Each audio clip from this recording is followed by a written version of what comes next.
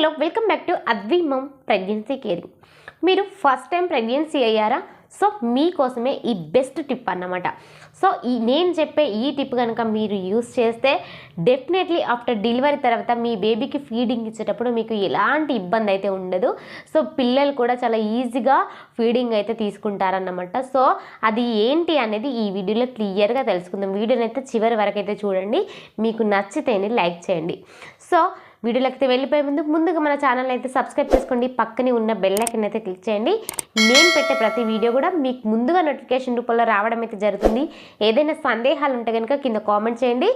Definitely నేను మీకు reply ఇస్తాను. ఇక వీడియోలోకి అయితే మొదటిసారి గర్భం దాల్చిన గర్భవతులు డెఫినెట్లీ ఈ టిప్ అయితే 5వ నెల నుంచే ఫాలో అవ్వాలన్నమాట.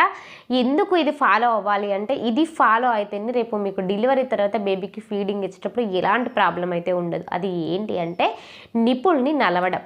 సో ఏంటి నిప్పుల్ని నలవడం అని చెప్తుంది అక్క అంటే, సో డెఫినెట్లీ అవునండి, ఇది నిజం. నిప్పుల్ని నలవాలి. ఎందుకంటే ఫస్ట్ సారి గర్భం దాల్చిన స్త్రీలకి మీ యొక్క మొనులు ఉంటాయి కదా, అవి ఏంటంటే కొంచెం పెద్దగా ఉంటాయి, అలాగే లోపలికి ఉంటాయి అన్నమాట.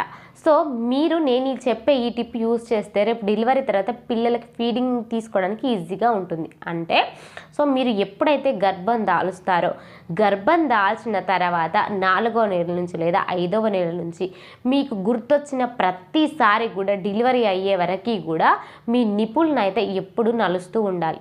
సో ఎందుకంటే అలా నలవడం వల్ల ఏమవుతుందంటే ఆ లోపలికి ఉన్న ఆ నిప్పులు అనేది బయటకు వస్తుంది అన్నమాట. మీకు గుర్తొచ్చిన ప్రతిసారి అట్లా నలుస్తూ ఉంటే ఏమవుతుంది, ఆ నిప్పులు సన్నబడుతుంది, ప్లస్ బయటకు వస్తుంది. రేపు డెలివరీ తర్వాత ఏమవుతుంది, మనకి బేబీకి ఖచ్చితంగా డెలివరీ అయిన వెంటనే మనకి బేబీకి ఖచ్చితంగా ముర్రు పాలు అయితే పట్టించాలి. సో ఎందుకంటే మనకి డెలివరీ అయిన వెంటనే వచ్చే ఆ ముర్రు పాలు బేబీకి చాలా చాలా మంచిదన్నమాట. సో అప్పుడు ఏమవుతుంది అంటే చాలామందికి ఈ విషయం తెలియక సో ఆ నిప్పులు అనేది చాలా లావుగా ఉండడం వల్ల, లోపలికి ఉండడం వల్ల, అది బయటికి రాకపోవడం వల్ల ఏమవుతుందంటే పిల్లలు ఫీడింగ్ తీసుకునేటప్పుడు చాలా ఇబ్బంది అవుతుంది. ఆ నిప్పులు పిల్లలకి పట్టడం రాదు. సో దాన్ని పీల్చడం రాక ఏమవుతుంది, ఆ పాలు రావు. సో ఆ ముర్రు పాలు అవి అనవసరంగా పోతూ ఉంటాయి, పిల్లలకి కూడా అందవన్నమాట. సో ఏంటంటే పిల్లలకి ఫీడింగ్కి ఆ నిప్పులు అనేది పర్ఫెక్ట్గా ఉండాలి, వాళ్ళకి నోట్లకు వెళ్ళాలి, వాళ్ళకి తీసుకుంటుంటే పాలు అనేది ఈజీగా రావాలన్నమాట. అందుకనే ఇది సెకండ్ ప్రెగ్నెన్సీ వాళ్ళకి, ప్రెగ్నెన్సీలో మీ నిప్పులు అనేది పిల్లలు పాలు తాగి ఉంటారు కాబట్టి ఆ నిప్పులు బాగానే ఉంటుంది. సో సెకండ్ ప్రెగ్నెన్సీకి పెద్ద ప్రాబ్లం ఉండదు. బట్ ఫస్ట్ ప్రెగ్నెన్సీ వాళ్ళకైతే డెఫినెట్లీ ఈ టిప్ ఫాలో అవ్వాలన్నమాట. గుర్తుపెట్టుకోండి, గుర్తొచ్చిన ప్రతిసారి నిప్పులను అయితే నలుస్తూ ఉండాలి. నిప్పుల్ని నలిస్తేనే రేపు డెలివరీ తర్వాత బేబీ ఫీడింగ్ ఈజీగా తీసుకుంటుంది, ఆ ముర్రు పాలు తాగుతుంది. సో మీకు కూడా పెద్దగా ఇబ్బంది ఉండదు అన్నమాట. డెఫినెట్లీ ఈ టిప్ ఫాలో అవ్వాలి, ఖచ్చితంగా మీరు ఫాలో అవ్వాలి. మొదటిసారి గర్భం దాల్చిన ప్రతి తల్లికి డెలివరీ తర్వాత ఈ ప్రాబ్లం ఉంటుంది. సో ఒక 20% మెంబర్స్కి ఉండకపోవచ్చు, 80% మెంబర్స్కి డెఫినెట్లీ ఈ ప్రాబ్లం ఉంటుంది. పిల్లలకు పాలు తాగడం రాదు, మనకు ఆ పిల్లలకు ఆ నిప్పులు అందకపోతే ఏడుస్తారు, ఏడవడం వల్ల డబ్బా పాలు తీసుకొచ్చి పెడతారు, డబ్బా పాలకి పిల్లలు అలవాటు అయిపోతారు, మనకి పాలు మొత్తానికి రావు. ఇది చాలా చాలా ప్రాబ్లం. అందుకే ఈ ప్రాబ్లం మీరు ఫేస్ చేయకూడదని నేను ముందుగానే చెప్తున్నాను అనమాట.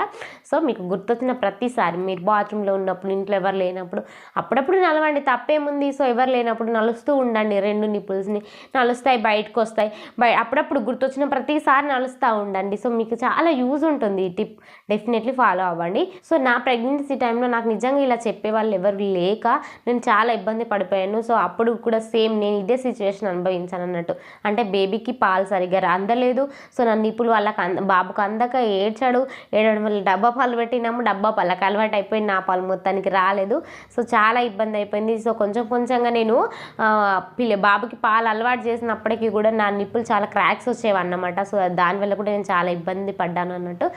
అందుకనే డెఫినెట్లీ మీరు ప్రెగ్నెన్సీ నుంచే ఈ టిప్ ఫాలో అయితే డెలివరీ అయిన తర్వాత బేబీ పాలు తాగడానికి చాలా ఈజీగా ఉంటుంది.